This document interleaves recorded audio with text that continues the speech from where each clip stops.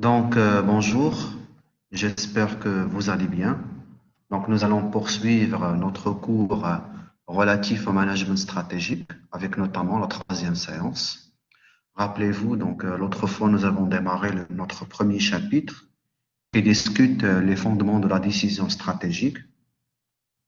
Nous avons discuté, caractérisé la décision stratégique comme étant une décision lointaine, qui est très peu récurrente, qui comporte un risque élevé et qui impacte toute l'organisation et engage l'avenir à long terme. On vous a déjà expliqué que la décision stratégique relève, on vous a rappelé les différentes décisions au sein de l'entreprise. Ce que vous devez retenir, c'est que l'orientation stratégique ou la vision de l'entreprise et ses objectifs à long terme sont de la responsabilité exclusive de la direction générale. À partir de là, les décisions stratégiques relèvent du top management puisqu'ils concernent le long terme et toute l'organisation. Et à partir de là, à l'échelle du midi-management ou même les décisions opérationnelles concernant donc les managers de proximité ou les managers de premier niveau. On a aussi discuté le processus stratégique. Donc, l'idée principale que vous devez retenir, c'est que dans l'élaboration de la stratégie, il faut faire attention à l'adéquation, à la compatibilité entre la décision stratégique formulée et les exigences de l'environnement de l'entreprise. Autrement dit, un manager, un dirigeant ne peut pas écarter, ne peut pas marginaliser les évolutions de l'environnement, les données de l'environnement qui impactent considérablement l'entreprise, que ce soit directement ou indirectement, d'une manière implicite ou explicite.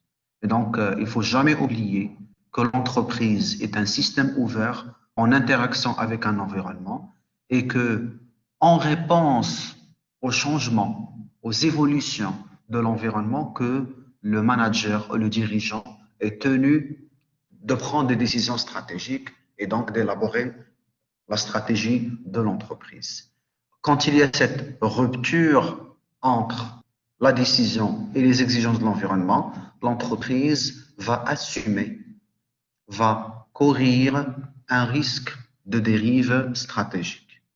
Et on avait donc expliqué longuement le processus du management stratégique. On vous a dit que c'est une approche en mouvement composée de trois dimensions.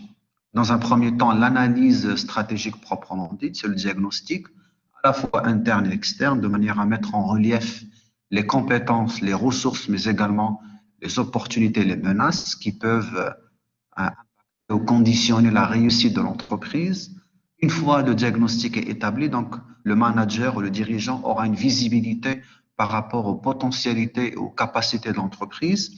Donc, c'est à ce moment-là qu'on va définir les orientations stratégiques de manière à fixer effectivement la stratégie proprement dite et les objectifs escomptés. Une fois donc cette stratégie est fixée et élaborée, on passe à la troisième dimension qui est le déploiement de la stratégie, c'est-à-dire c'est la mise en œuvre des objectifs escomptés et leur traduction concrète sur le plan organisationnel et managérial. Et à partir de là, en fonction effectivement de l'évolution de l'environnement, ces décisions ou ces objectifs peuvent être modifiés, peuvent être ajustés en fonction des évolutions et des changements de l'environnement. C'est pour cela qu'il s'agit d'une approche en mouvement. Donc, l'élaboration de la stratégie n'est pas une démarche figée, n'est pas une démarche stabilisée. Elle évolue en fonction effectivement des exigences de l'environnement, des données de l'environnement et de ces, je dirais, fluctuations.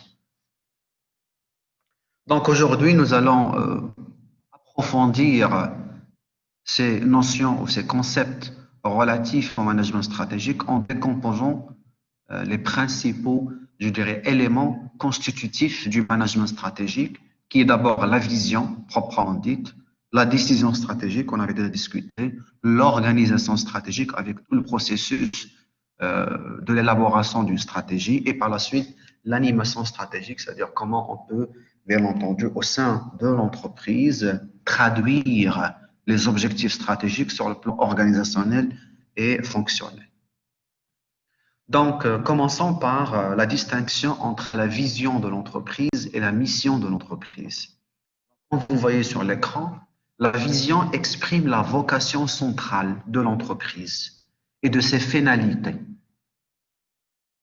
Elle correspond donc aux rêves réalisables de l'entreprise, ce qu'elle aspire à être. Donc là, il s'agit de définir quelles sont donc les finalités de l'entreprise et quelle est donc sa vocation principale. Quel est donc l'objet de l'entreprise? Comment donc elle aspire à être sur un environnement, sur un marché. Alors que la mission renvoie à la raison d'être de l'entreprise. C'est-à-dire, c'est son métier ou ses métiers, quand elle est dans la diversification, son activité ou ses domaines d'activité. Et donc, la mission de l'entreprise peut changer en fonction de la fluctuation de l'environnement externe. Autrement dit, l'exercice des métiers et des activités évolue, bien entendu, en fonction de l'évolution de l'environnement. Donc, pour mieux comprendre la différence entre la vision, la vocation, la finalité et la raison d'être, les métiers et les activités, j'ai illustré par quelques exemples de manière à vous rapprocher de la réalité. Donc là, ce que vous devez retenir, c'est que la vision correspond à la vocation centrale de l'entreprise, c'est-à-dire la finalité. Elle peut être économique, elle peut être sociale, elle peut être environnementale ou à la fois. Et la mission proprement dite qui représente les métiers et les domaines d'activité que l'entreprise exerce. Prenons donc les exemples suivants. La mission de Google consiste à organiser à l'échelle mondiale les informations dans le but de les rendre accessibles et utiles à tous. Donc c'est vraiment le cœur métier de Google, c'est effectivement la diffusion d'informations de manière à les rendre accessibles à tout un chacun. Donc, c'est vraiment le métier et le domaine d'activité, la raison d'être. Pourquoi on a créé effectivement Google? C'est effectivement pour faciliter l'accessibilité de l'information à l'échelle mondiale à partir d'une simple connexion Internet. Deuxième exemple, c'est la mission d'IKEA qui consiste à améliorer le quotidien du plus grand nombre. La société a ainsi fondé son activité sur l'offre d'une vaste gamme de produits d'ameublement esthétiques et fonctionnels à des prix accessibles au plus grand nombre. Là encore, IKEA, en tant qu'entreprise spécialisée dans l'ameublement, donc sa mission consiste à rendre effectivement ces produits accessibles en diversifiant leur offre de produits de telle sorte qu'ils seront accessibles à tout un chacun à un prix, je dirais, convenable en fonction du pouvoir d'achat. Donc là, c'est la vocation, c'est donc la mission, la raison d'être de l'entreprise en question. Voici donc un exemple de la vision, cette fois-ci. Rappelez-vous, je vous ai dit que la vision est la vocation centrale. La finalité aspirée, c'est le rêve aspiré de l'entreprise, alors que la mission renvoie aux raisons d'être, à la raison d'être et donc au métier et à l'activité. Donc, prenons donc l'exemple de Microsoft. Microsoft, vous la connaissez, donc, et sa vision donc a évolué entre-temps. Un ordinateur sur chaque bureau et dans chaque maison fonctionnera avec le logiciel Microsoft, constitue donc la vision de l'entreprise il y a 15 ans. Donc, il y a 15 ans, Microsoft avait comme vocation, avait comme vision, donc le rêve effectivement de l'entreprise, c'est à ce que chaque ordinateur, dans chaque bureau d'entreprise, dans chaque maison, devrait en principe fonctionner avec un logiciel Microsoft. Aujourd'hui, bien sûr, puisque comme vous le constatez, l'environnement digital, la technologie a évolué et par conséquent, la vision, le rêve de l'entreprise évolue aussi en fonction des perspectives de l'environnement. Donc aujourd'hui, avec l'innovation technologique, avec l'évolution digitale, on parle même de transformation numérique et digitale, la vision de Microsoft a été changée. Donc aujourd'hui, elle s'est transformée en créer des expériences qui combinent la magie des logiciels avec la force des services Internet à travers un monde de support et de devices, c'est-à-dire les accessoires relatifs à un ordinateur. Donc, l'évolution de la vision de Microsoft illustre un changement de la stratégie de cette entreprise en quelques années, étant donné l'évolution de l'industrie informatique. Donc là, je rappelle toujours deux choses à retenir. La vision renvoie à l'aspiration, au rêve que l'entreprise souhaite réaliser, alors que la mission renvoie à la raison d'être, au métier et aux activités que l'entreprise réalise. Troisième notion, troisième concept, dans le cadre du management stratégique, c'est la valeur, la définition des valeurs en entreprise, qui sont le fondement de ce qu'on appelle aujourd'hui la culture de l'entreprise. Donc, les valeurs sont des repères, des principes fondamentaux qui donnent du sens au fonctionnement. Donc, ces valeurs guident les normes que tout un chacun doit respecter au sein de l'entreprise. Et ces normes encadrent les comportements des individus, à la fois les hommes et les femmes qui constituent le capital humain de l'entreprise. Donc, les valeurs ne nécessitent pas de justification extérieure. Elles sont immuables, c'est-à-dire indiscutables dans le temps et n'évoluent pas au gré des circonstances. Donc, ils sont immuables, sont indiscutables, ils sont stabilisés, ils sont permanentes.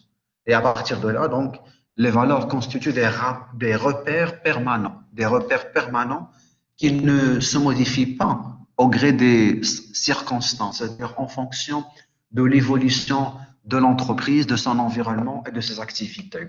Et donc, les valeurs constituent un cadre de référence qui définissent les normes que tout un chacun en entreprise doit respecter et par conséquent, ils guident leur comportement et leur attitude. Et donc, c'est à partir de la définition des valeurs qu'on va donc faire adhérer les individus autour de l'entreprise, du projet de l'entreprise et constitue par conséquent les fondements de sa culture. Quand on parle culture d'entreprise, on fait référence préalablement aux valeurs partagées au sein d'une entreprise.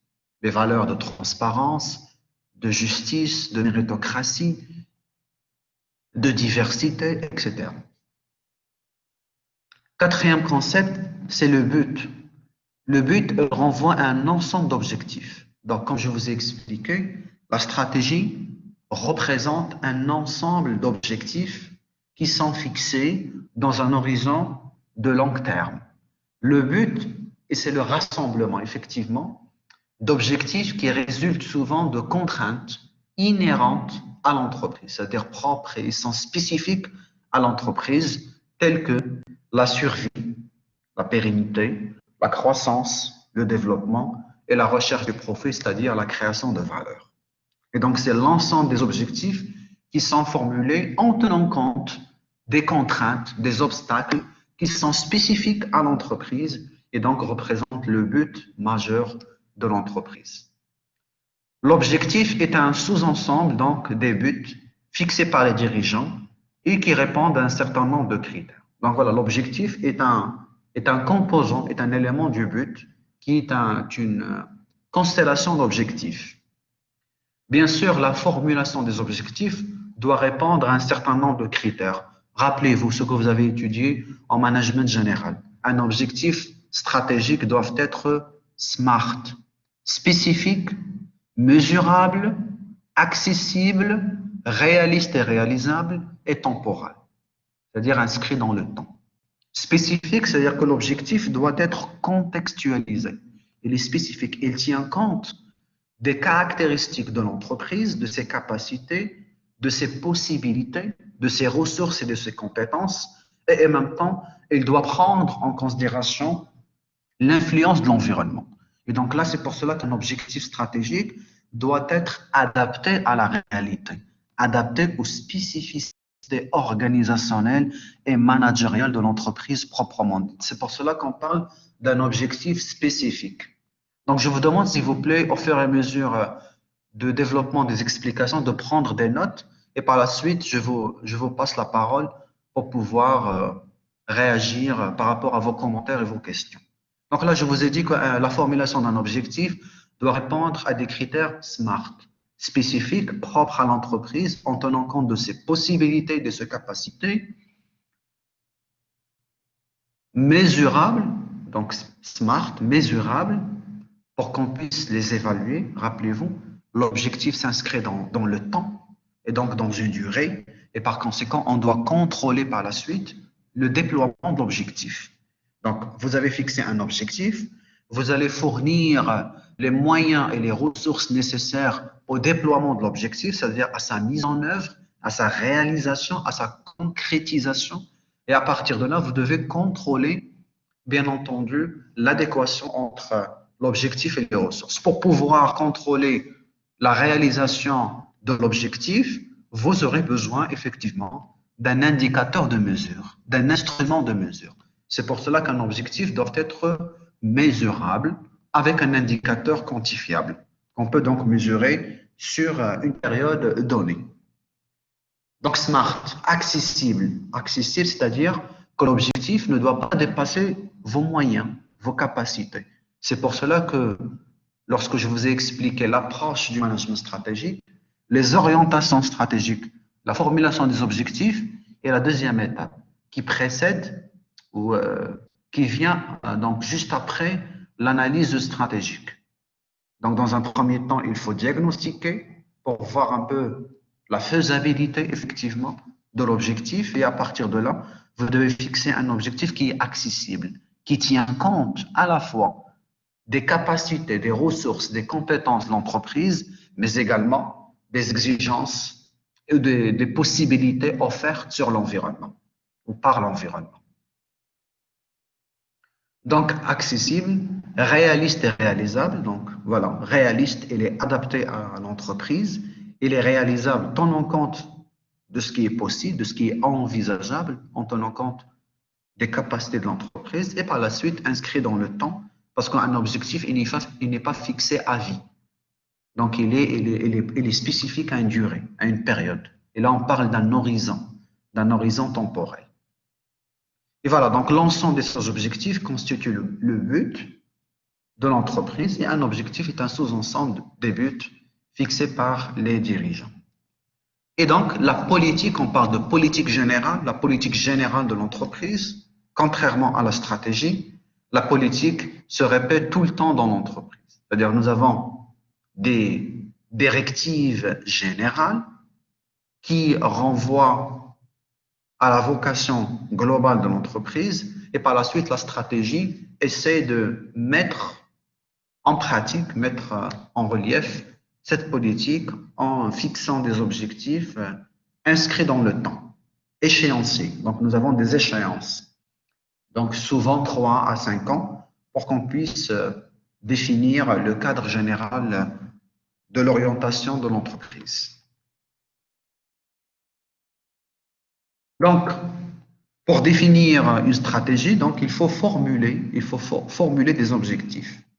Donc, les objectifs sont formulés suite à un jeu de pouvoir et d'influence entre acteurs qui essaient de faire valoir leur point de vue respectif et d'infliger la volonté de leur interlocuteur dans le sens qu'ils le souhaitent. Deux types d'influence. Donc, il y a les influenceurs externes, les propriétaires, donc les actionnaires ou les associés, les fournisseurs, les clients, les concurrents, les syndicats, les consommateurs, l'État. Au niveau interne, ce sont l'ensemble des collaborateurs, à la fois au niveau de la direction générale, les services d'encadrement, donc les directions fonctionnelles, les services fonctionnels ou même auxiliaires.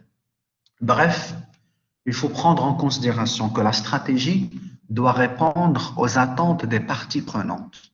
C'est ce qu'on a appelé les acteurs. Les acteurs de l'entreprise représentent des parties prenantes, c'est-à-dire tout individu ou groupe d'individus qui peuvent impacter directement ou indirectement les décisions et les activités de l'entreprise. Ces acteurs ou ces parties prenantes sont de deux types. Les parties prenantes internes, notamment les collaborateurs, indépendamment de leur position hiérarchique, que ce soit le top management, le middle management ou le management opérationnel, ou tout simplement les parties prenantes externes qui sont à la fois les concurrents, les fournisseurs, les consommateurs, la société en général, l'État, les institutions financières, les syndicats, les actionnaires, etc. Donc, ces parties prenantes ont des attentes relativement divergentes. Les collaborateurs cherchent principalement le salaire, les conditions de travail. Les actionnaires cherchent le retour sur investissement à travers la distribution des dividendes. Le fournisseur cherche à accroître sa relation et donc ses prestataires, ses redevances, de quoi être payé. Un consommateur cherche à avoir un rapport qualité-prix par rapport à ses produits qui répondent exactement à ses besoins, etc. Et donc, la stratégie ou la formulation des objectifs stratégiques doit prendre en considération l'ensemble des attentes des parties prenantes de manière à trouver une zone d'entente ou un consensus, c'est-à-dire un équilibre entre l'ensemble de ces attentes et des pouvoirs. Parce que n'oubliez pas, quand il y a une attente, il y a aussi un pouvoir. Chaque partie prenante peut influencer l'entreprise. Vous êtes conscient que la réussite économique d'une entreprise ne peut pas se faire sans la contribution des fournisseurs, des prestataires, des consommateurs, des collaborateurs, des actionnaires, des syndicats, et j'en passe.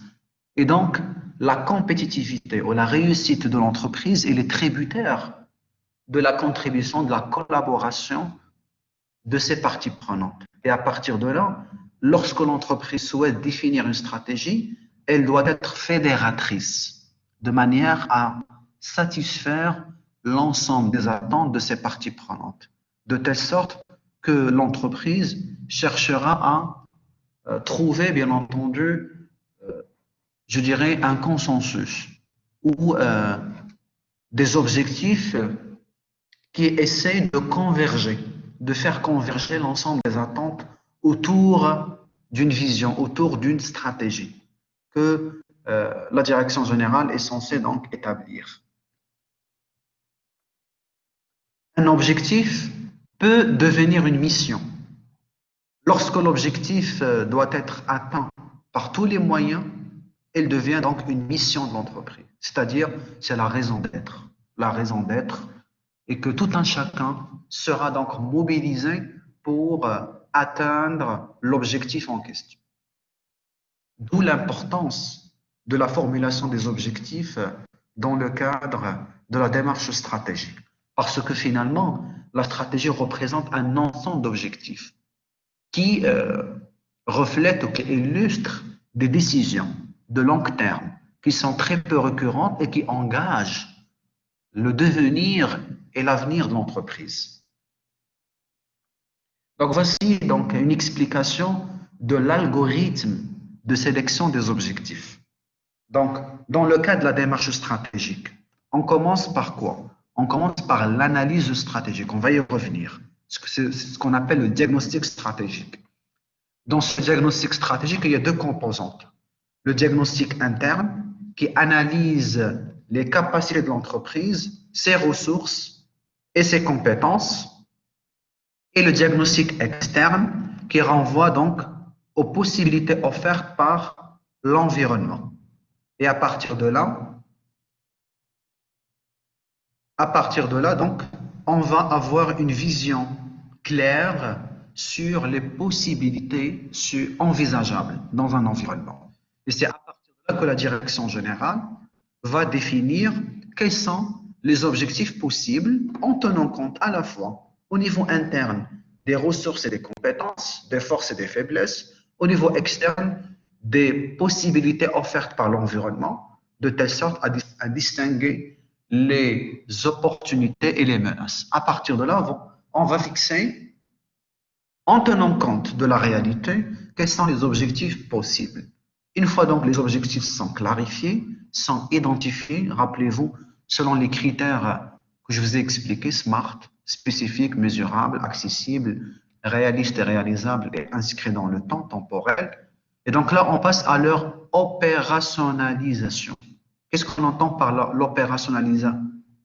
Opérationnalisation, c'est rendre les objectifs opérationnels, c'est-à-dire on va les déployer, on va donc les concrétiser.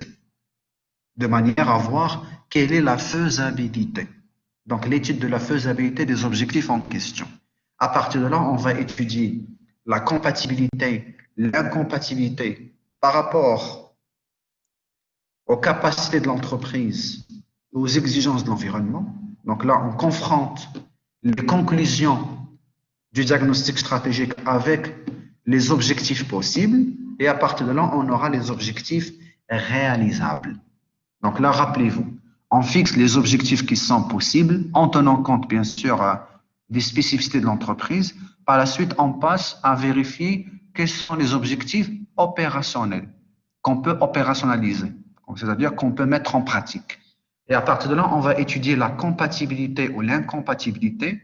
C'est ce que j'ai appelé l'adéquation, rappelez-vous. L'adéquation entre la décision stratégique, les exigences de l'environnement et les capacités propres à l'entreprise.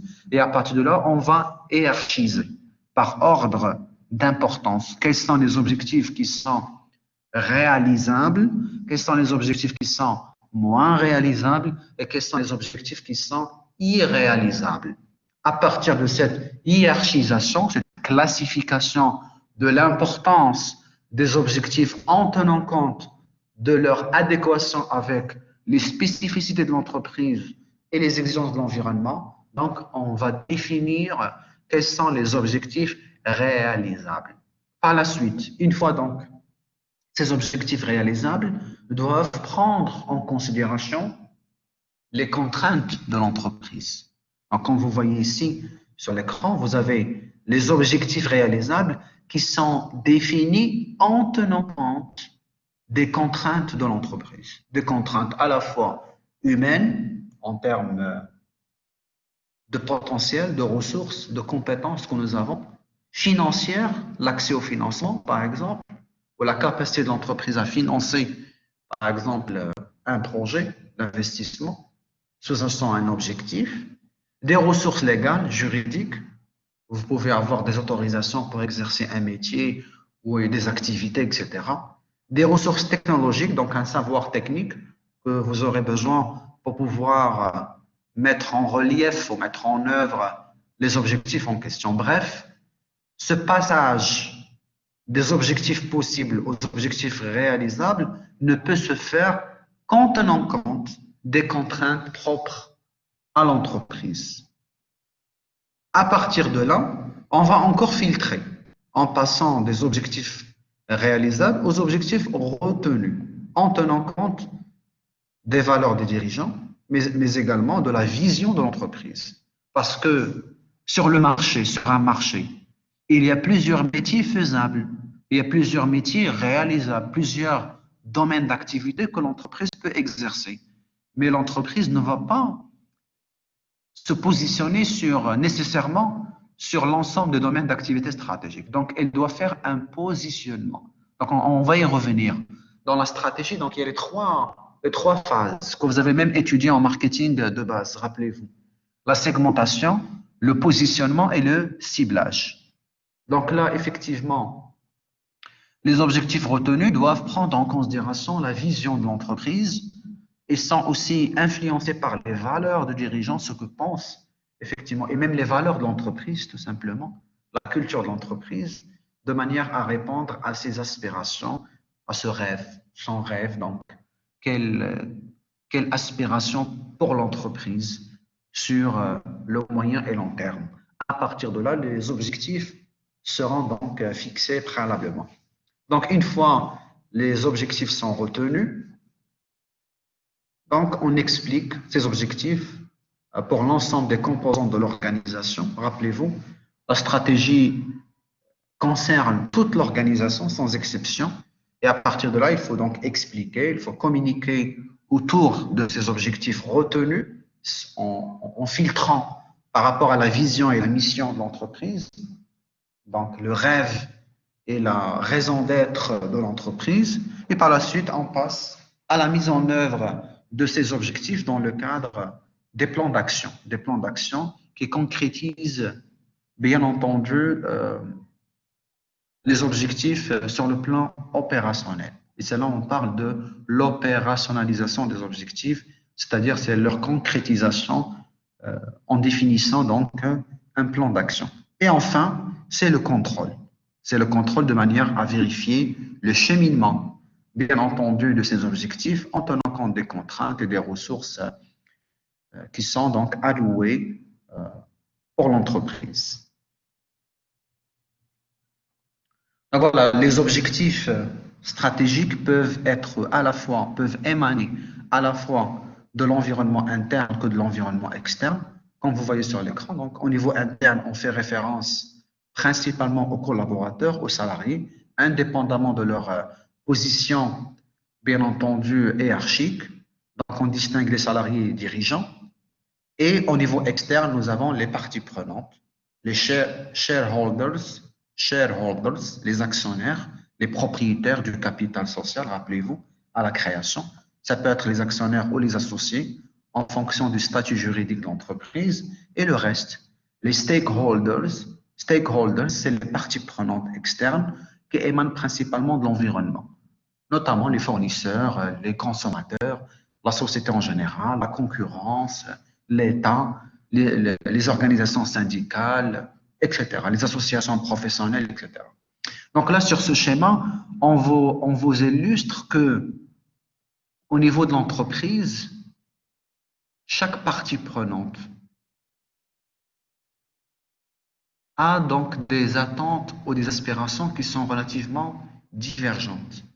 Un actionnaire ou un associé, le propriétaire, par exemple, du capital social, il attend bien entendu principalement le retour sur investissement. Donc, il cherche à augmenter la valeur de la firme, de l'entreprise, donc la création de valeur, la pérennité de l'entreprise, la continuité, la survie, la continuité de l'exploitation pour garantir le maintien de l'activité, la croissance et le développement. Et par la suite, il cherche à distribuer des dividendes. Donc, qu'est-ce qu'il attend proprement dit? C'est la distribution des dividendes. Le dividende, rappelez-vous, c'est la fraction, vous l'avez étudié, en comptabilité des sociétés. Donc, c'est la fraction du bénéfice net qui revient aux actionnaires pour rémunérer leur contribution. Et donc, le dividende constitue un retour sur investissement. Autant qu'actionnaire, autant qu'entrepreneur, lorsque vous allez investir dans l'achat d'actions, dans la formation du capital social de l'entreprise, à la fin de chaque exercice, vous devez recevoir un dividende. C'est une rémunération qui récompense l'effort entrepreneurial et l'investissement que les actionnaires ont mené dans le cadre de leur participation au capital social. Et donc, ces actionnaires ou les associés attendent à la fois à ce que les dividendes soient au maximum, donc on est dans une logique de rationalité, donc d'optimisation, et que ces dividendes doivent être réguliers d'un exercice à l'autre, d'un exercice comptable à l'autre, de manière à maintenir une politique de distribution des dividendes relativement en croissance. L'environnement représente le reste, les autres parties prenantes. Par exemple, et là, on fait référence aux attentes sociales, sociétales et environnementales. Donc, parmi les attentes des parties prenantes externes, c'est la protection de l'environnement. L'entreprise utilise des matières premières, les transforme en produits. Peut-être qu'elle a des dégâts sur l'environnement, les déchets, etc., par exemple. Et là, ce qu'on appelle des externalités négatives. Externalités, c'est-à-dire, ce sont les retombées de l'activité, comme par exemple les déchets. Quand on transforme un produit, on peut délaisser des déchets qui peuvent impacter, qui peuvent nuire à l'environnement, à la biodiversité de l'écosystème écologique. Et à partir de là, donc, parmi les attentes de la société en général, et même parfois des parties prenantes externes, notamment les consommateurs, les ONG, l'organisation syndicale, c'est la contribution de l'entreprise à protéger donc l'environnement en mettant en relief donc sa responsabilité environnementale. Deuxième exemple, développer l'emploi. Donc développer l'emploi, donc c'est une aspiration sociétale. Quand vous avez étudié la problématique du chômage, de déséquilibre emploi-travail sur le marché constitue une problématique sociétale. Et là encore, la société en général va interpeller l'entreprise par rapport à sa capacité à maintenir l'emploi, d'abord, pour ne pas licencier, et par la suite, créer de nouvelles opportunités de recrutement pour pouvoir développer l'emploi dans son environnement ou sur sa chaîne de valeur. Bref, être une entreprise citoyenne. Et là, je fais référence à un concept largement développé aujourd'hui. Je vous demande de le noter. C'est ce qu'on appelle aujourd'hui la responsabilité sociale, sociétale de l'entreprise. Autrement dit, l'entreprise n'a pas comme vocation la création de valeur ou la maximisation de profit. L'entreprise, elle a aussi des obligations sociales, sociétale, environnementale et de gouvernance. Donc, il a d'autres responsabilités qui vont au-delà de la dimension économique à la dimension extra-économique, qui tient compte à la fois du social, du sociétal, de l'environnemental et de la gouvernance. Au niveau interne, vous remarquez que aussi, donc, en fonction de la position hiérarchique du collaborateur, nous avons des attentes et des objectifs qui sont aussi différents. Un salarié, généralement, cherche à maintenir son poste pour ne pas le perdre, à améliorer la rémunération et à améliorer les conditions de travail, le cadre du travail et donc le bien-être au travail. Le dirigeant cherche aussi à améliorer sa rémunération, à maintenir son prestige, son image, parce que le fait d'être dirigeant d'une entreprise renvoie à une image, un statut social qui est quand même prestigieux. Et aujourd'hui, on parle même d'un marché, un marché des dirigeants, sur lequel on essaie d'améliorer la réputation du dirigeant proprement dit. La flexibilité pour avoir un peu plus de possibilités d'action et de décision. Et par la suite, la croissance de l'entreprise, de manière à maintenir, bien entendu, le développement de l'entreprise. Donc là, vous voyez à travers ce graphique, c'est que chaque partie prenante a des attentes et des objectifs différents. La stratégie doit formuler des objectifs qui va essayer de faire converger l'ensemble de ces objectifs dans une logique de conciliation, dans une logique de fédération. La stratégie devrait fédérer l'ensemble des parties prenantes, indépendamment de leurs attentes et objectifs, à la fois les actionnaires, l'environnement et les salariés et dirigeants au niveau interne. Et donc, la confrontation de l'ensemble de ces objectifs doivent converger dans le cadre de la stratégie ou des objectifs stratégiques. Je pense, avant de terminer, je reviens au chat. On peut lire, s'il vous plaît, donc voilà. Avant de poursuivre le cours, j'aimerais bien avoir vos éventuelles questions, vos commentaires, si c'est possible.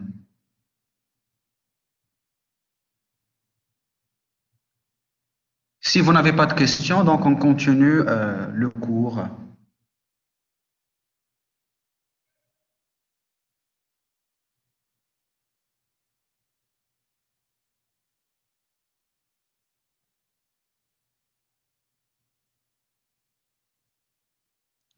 Zineb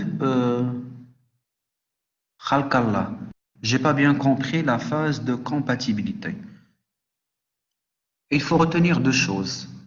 Dans un premier temps, dans le cadre de la formulation des objectifs, on commence à recenser, à identifier. Donc, on va identifier quelles sont les possibilités, soit qui sont offertes de l'environnement ou en tenant compte des spécificités de l'entreprise.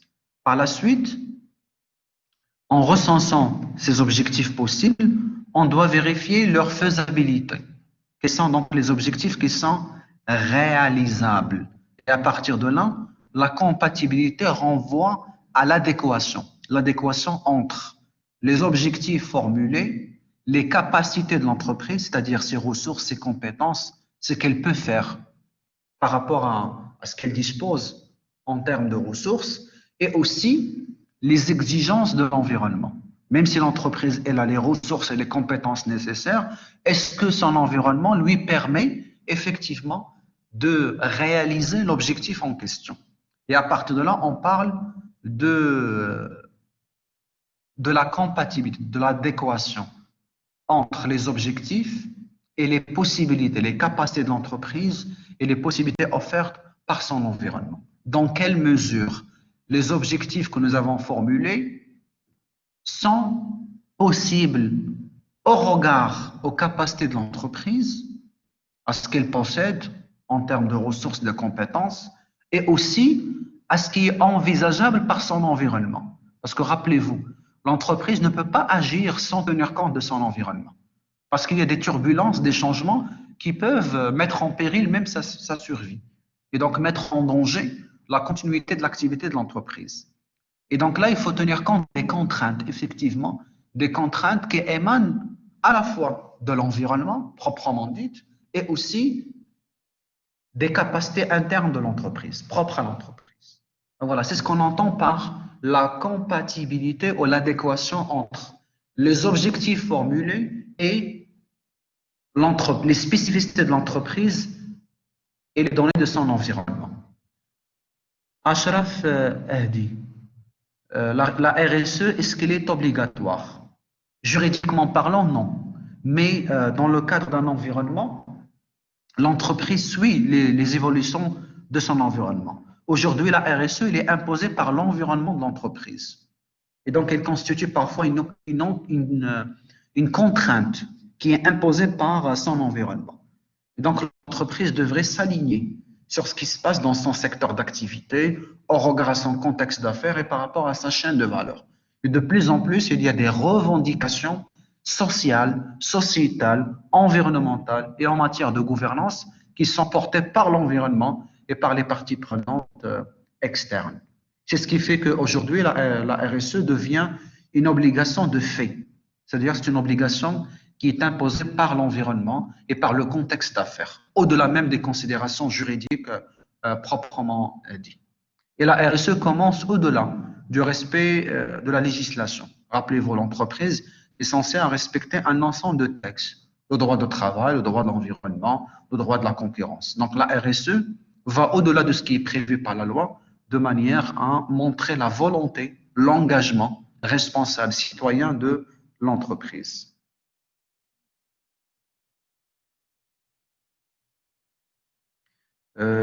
Samia, où va-t-on inclure les objectifs sociétals? Les objectifs sociétaux, déjà, les objectifs sociétaux. Normalement, un objectif ou la stratégie représente un ensemble d'objectifs. Ils sont inscrits dans le long terme. Ces objectifs doivent être déployés dans une logique de conciliation entre les attentes, à la fois les attentes sociales, sociétales, environnementales et de gouvernance. Et un objectif n'est pas censé avoir une coloration proprement dite. L'objectif n'est pas censé avoir une dimension. Donc l'objectif, il est général. Et par la suite, il incarne dans sa réalisation ces attentes qui sont divergentes, à la fois de point de vue social, de point de vue sociétal, environnemental, etc. Bien sûr, vous aurez le support de cours pour Badr Madan, mais pas pour le moment. Donc le support, vous l'aurez peut-être à la fin du cours. Parce que le temps d'avancer sur les explications et par la suite, une fois que je termine le chapitre, je vous laisserai donc le support PDF sur l'espace cours ENT.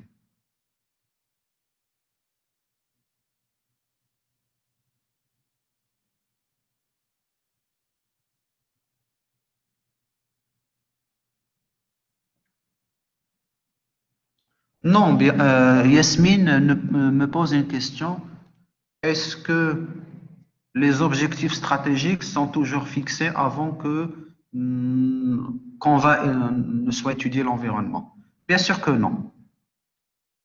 Toujours les objectifs stratégiques sont fixés préalablement à un diagnostic stratégique. C'est pour cela que lorsque je vous ai présenté, rappelez-vous, le management stratégique en mouvement, je vous ai dit que la première étape consiste à analyser l'environnement de l'entreprise et l'entreprise elle-même. Donc l'environnement externe et interne de l'entreprise. C'est ce qu'on a appelé le diagnostic stratégique, en interne et en externe.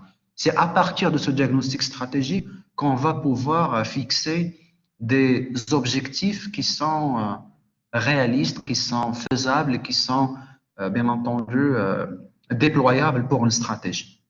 Et naturellement, vous ne pouvez pas fixer des objectifs sans tenir compte de l'environnement interne et externe de l'entreprise. D'où l'importance du diagnostic stratégique avant même la définition de la stratégie. D'ailleurs, c'est ce qu'on va avoir dans le cadre du deuxième chapitre, et on va même faire des études de cas.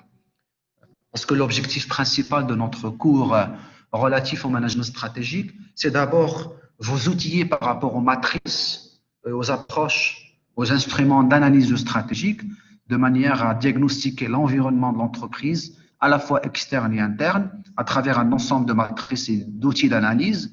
Et par la suite, une fois que vous allez établir votre diagnostic stratégique, vous devez avoir la capacité à traduire vos conclusions en formulant des objectifs et en élaborant une stratégie adéquate, compatible avec les spécificités de l'entreprise et les données de son environnement.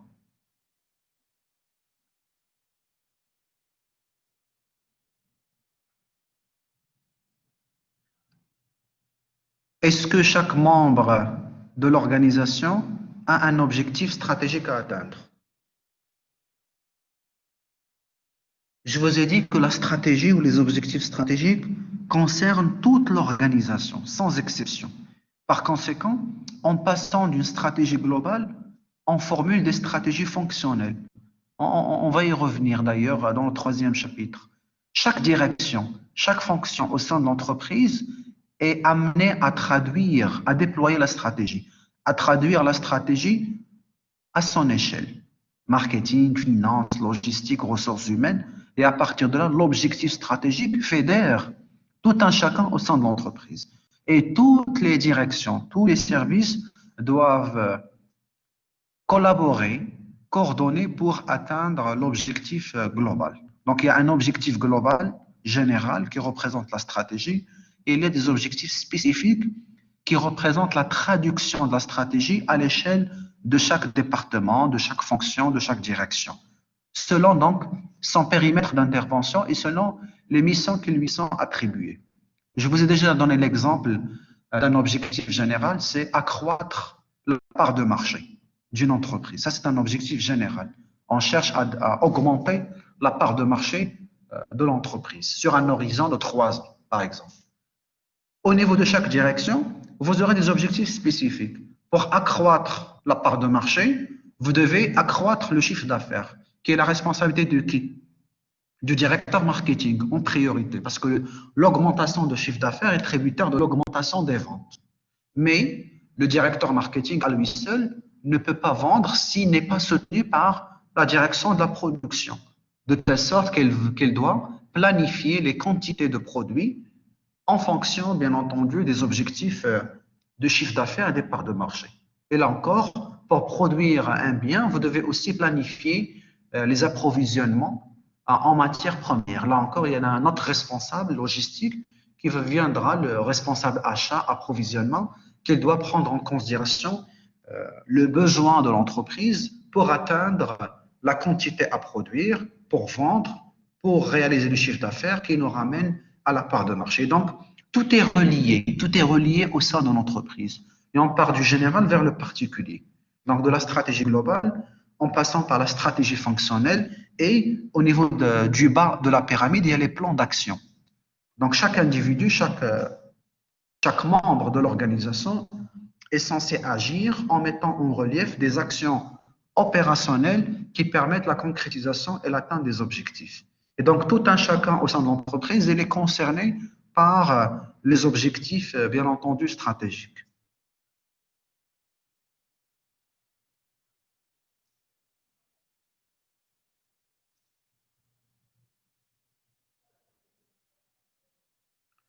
En période de crise, les objectifs stratégiques d'une organisation sont systématiquement atteints. Naturellement, non. C'est ce que j'ai appelé les exigences ou les turbulences de l'environnement. Quand on a des événements imprévisibles qui émanent de l'environnement, comme le cas de la crise sanitaire de la COVID-19. Naturellement, les objectifs stratégiques vont être revus, vont être réajustés, soit par des décisions tactiques que je vous ai expliquées, qui permettent de corriger les dysfonctionnements ou quand il y a des problèmes inattendus, ou parfois même on peut revoir toute la stratégie. Si vraiment la crise elle est importante et l'impact d'une manière considérable l'activité de l'entreprise, naturellement, c'est toute la stratégie qui sera réaménagée, revue en tenant compte de l'état actuel de la situation sur l'environnement et le contexte d'affaires de l'entreprise. Et naturellement, en temps de crise, on doit bien entendu ajuster et s'adapter aux contraintes de l'environnement. Quelle est la différence entre l'opérationnalisation des objectifs et l'explication, la communication, la mise en œuvre dans l'algorithme? Donc, dans l'algorithme, la première opérationnalisation permet de passer d'un objectif possible à un objectif réalisable. Et là, donc, on fait référence à la confrontation entre les possibilités recensées et les capacités de l'entreprise de point de vue interne, mais également les possibilités offertes par son environnement. C'est ce qu'on appelle opérationnalisation. C'est vérifier dans quelle mesure les objectifs formulés qui sont possibles, est-ce qu'ils sont faisables, réalisables, en tenant compte de ce que possède l'entreprise en termes de ressources et compétences internes et ce qui est donc offert par son environnement. Alors que au niveau de la mise en œuvre, là, nous sommes dans la concrétisation de la stratégie. On a déjà fixé et retenu les objectifs d'une manière définitive et par conséquent, on passe à la mise en œuvre, à la concrétisation, à la réalisation proprement dite, en élaborant un plan d'action qui concrétise les objectifs en question. Et à partir de là, on distingue les deux phases, au deuxième niveau et au sixième niveau, comme vous l'avez évoqué dans votre commentaire.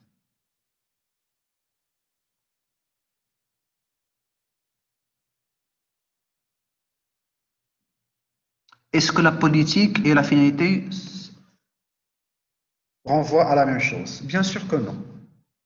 Je vous ai dit que l'entreprise a des finalités à atteindre. Ces finalités représentent donc sa vision,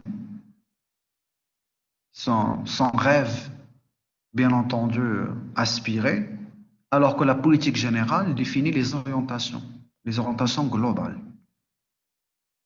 Bien sûr, il y a la synchronisation entre les deux, mais la politique générale de l'entreprise est distincte des finalités. Aujourd'hui même, le rôle de l'entreprise, il est remis en cause. Le rôle de l'entreprise, il n'est plus appréhendé sous sa dimension économique. Il y a aussi des aspects sociaux, sociétaux, environnementaux que l'entreprise doit prendre en considération. Et à partir de là, effectivement, il y a la distinction entre la politique générale et les finalités de l'entreprise. Est-ce que le management stratégique doit tenir compte de l'histoire et de la valeur, des valeurs de l'entreprise? Bien sûr, on ne peut pas élaborer une stratégie sans prendre en compte la culture de l'entreprise, son histoire, son évolution, ses valeurs, son capital relationnel, son capital social. C'est tout à fait normal, voire même indispensable. Vous ne pouvez pas, je dirais, marginaliser ou délaisser la culture de l'entreprise, son histoire et ses valeurs, qui sont à la source de sa dynamique, à la fois en interne, mais également en externe. Parce que grâce à cette histoire, qu'elle permet de véhiculer une image, un statut vis-à-vis son environnement et vis-à-vis ses parties prenantes. Et même la notion même de la confiance que tout un chacun va faire pour l'entreprise est tributaire effectivement de son histoire et de ses valeurs.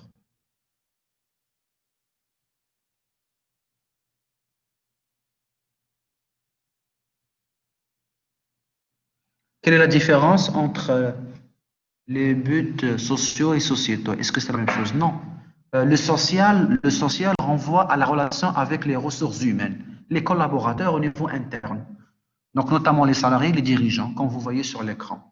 Alors que la dimension sociétale renvoie à l'environnement externe, à la politique, aux parties prenantes externes, notamment la société, les associations, les organisations syndicales, les fournisseurs, les consommateurs. Donc, là, on fait référence à la société en général, à la dimension externe.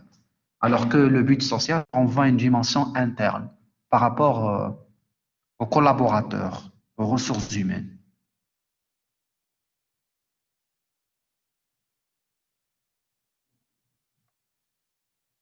Est-ce qu'il y a d'autres questions, d'autres commentaires pour lesquels je peux apporter des éléments de réponse?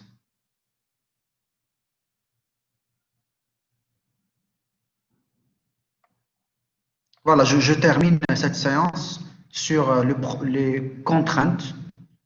Donc là, comme je vous ai dit, les objectifs sont pluriels et ils sont divergents. Donc là, nous avons aussi des contraintes qui peuvent aussi varier et qu'on peut donc distinguer selon quatre dimensions. Vouloir faire, c'est les aspirations des dirigeants, la direction générale. Pouvoir faire, c'est les compétences actuelles. Devoir faire, c'est les incitations de l'environnement. Donc là, il faut prendre en considération de ce qui est possible en interne et de ce qui est envisageable en externe. À la fois les compétences actuelles propres à l'entreprise et les incitations de l'environnement. Et par la suite, ce qui est autorisé donc à faire, donc les contraintes internes et externes. Et donc là, il s'agit de définir les contraintes en tenant compte de ces questions. Qui, donc l'objet, où, quel segment, quel marché, quelles sont les possibilités offertes à la fois par l'environnement, mais en tenant compte aussi de ce que possède l'entreprise en termes de ressources et compétences, et par la suite comment. Comment, c'est-à-dire quelles sont donc les contraintes que je dois prendre en considération pour élaborer mes objectifs. Donc, je reviens au chat pour voir s'il y a d'autres questions. Donc voilà, donc sinon, je pense que je vais terminer la séance sur ce point relatif aux contraintes stratégiques. Donc, de manière à analyser ces éléments avant même d'élaborer donc les objectifs réalisables. Donc la faisabilité d'un objectif tient compte de la présence de plusieurs contraintes stratégiques que la direction générale doit prendre en considération pour pouvoir formuler donc sa stratégie. Alors, on continue donc par